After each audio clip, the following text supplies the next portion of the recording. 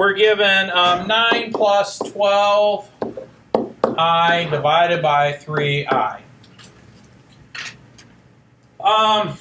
Here, we call this division, but really it's a fraction. Let me remind you of something. The square root of -1 is I. So I want you to think like this. If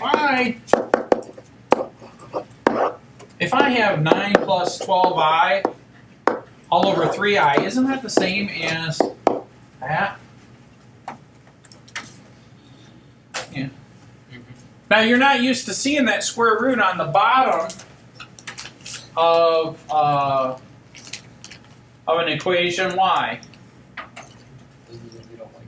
Yeah, we don't like square roots on the bottom. We don't like square roots in the denominator, so we almost always rationalize the denominator. Now, what we're going to do here, there's two things we do. We're going to either multiply by the conjugate, or we're going to multiply, so we multiply by the conjugate. So when we multiply by the conjugate, if this is a plus b, the conjugate is going to be a minus bi. Okay, so those are conjugates. Same numbers, so to speak, except we're going to put a negative in there. Now, when you multiply them out, you get a difference of squares, and that's a good thing because it gets rid of all the i's. Okay? Let me come back to that in a second. Let's look at that. If I say a plus bi times a minus bi, I'm going to get a grid that looks like this, and I'm going to say a plus bi and a minus bi.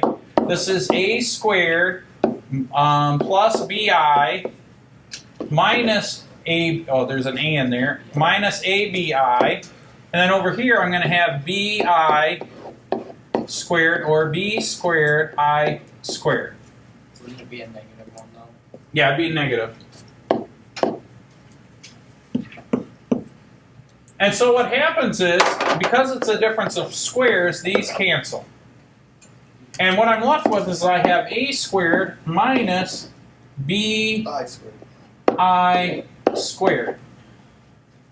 Or a squared minus b squared times I squared. Well, what's I squared? No, I squared is just -1. Right? So I'm going to have negative b squared times -1, or a squared plus b squared. Where are the complex numbers? Gone. Gone. That's amazing. The imaginary part is gone. So now I have a sum of two real numbers. So that's why when we get to these types of problems, we always multiply by the conjugate. Now you need to think to yourself, what is this here? Well, it's actually 0 plus 3i. So what is the conjugate? Well, it's 0 minus 3i. So what I'm going to do is I'm going to multiply this by -3i. And remember, whatever you do on the top, you also have to do on the bottom. Now remember to put your numerator in parentheses, because you've got to distribute that conjugate through every term. All right, we're almost done. In the top, I get -27i plus -36i squared, all over -9i squared. Okay? Yep.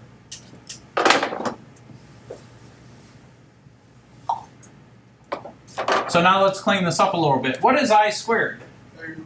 This is -1. What's -1 times 36? Well, -30. Yeah, it says the answer, right? It's positive 36, and then I'm going to say minus 27i. So there's the numerator. What's I squared again? -1. Right? So now what I end up with is -9 times -1, so I get a positive 9. We can reduce that. If you divide the top and bottom, you could separate that if you want to. Yeah, let me show you where that comes from, though, so you guys are. Remember, this is the same as 36 divided by 9 minus 27i divided by 9. And so if that's the case, then I get 4 minus 3i. And that's how that reduces. Now, if I want to double check my work, I'm going to go to the calculator. Start my parentheses. It was 9 minus, tell me the rest. It was 9 plus 12i. Oh, that's right. Plus 12i, second I, divided by 3i, right? 3i.